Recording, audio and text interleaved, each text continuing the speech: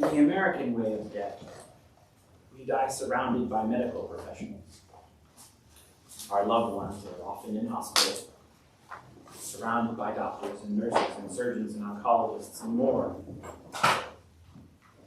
And none of them can truly tell you what you're losing when you do that. Surgeons and oncologists and specialists all know their piece of the puzzle. Doctors can appreciate what's happening, but they can't tell you what led up to it unless it's on that chart. Nurses are perhaps the most empathetic, but they only understand the person's legacy by the loved ones and friends and family who are coming in to hold a hand and say goodbye. None of them really understand. Jesus did not die surrounded by medical professionals. Jesus died surrounded by an angry, jealous mob, an unholy union of religious and political authority. He died surrounded by a mob, which gave in to its jealousies and its resentment and its hatred and killed an innocent.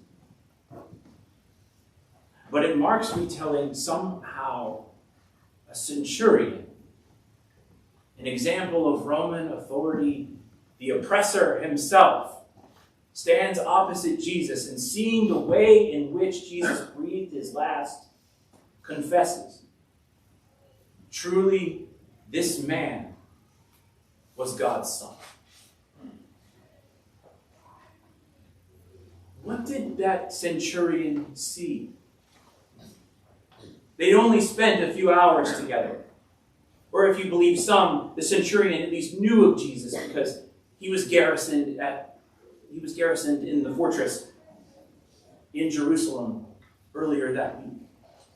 The centurion and Jesus entered the city at the same time on opposite sides of the city. One as part of a legion brought in to enforce the Passover, brought in to keep the peace during Passover, and the other in palm procession, being hailed as a new king. These two men spent the week together. The centurion perhaps hearing rumors of this man, and then watching him be crucified. What did he see?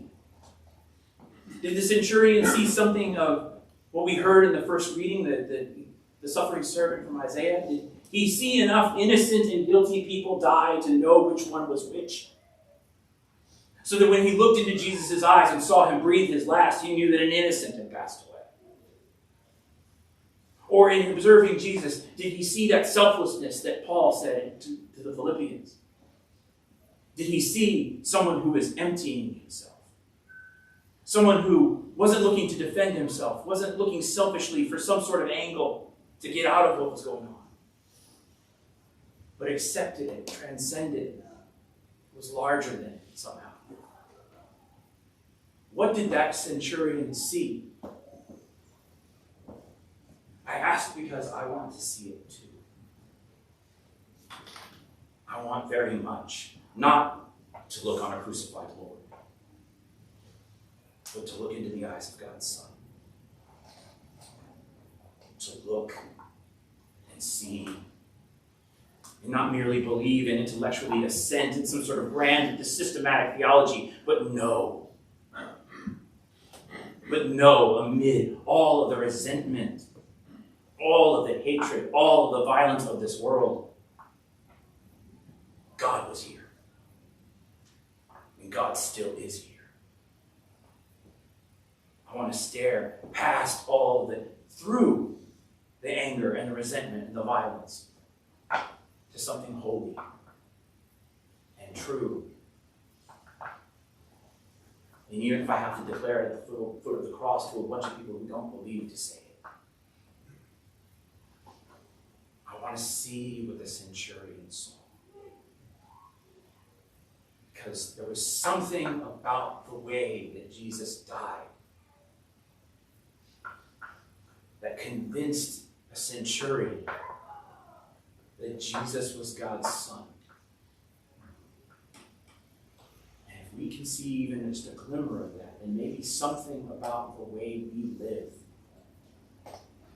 will convince others of the same.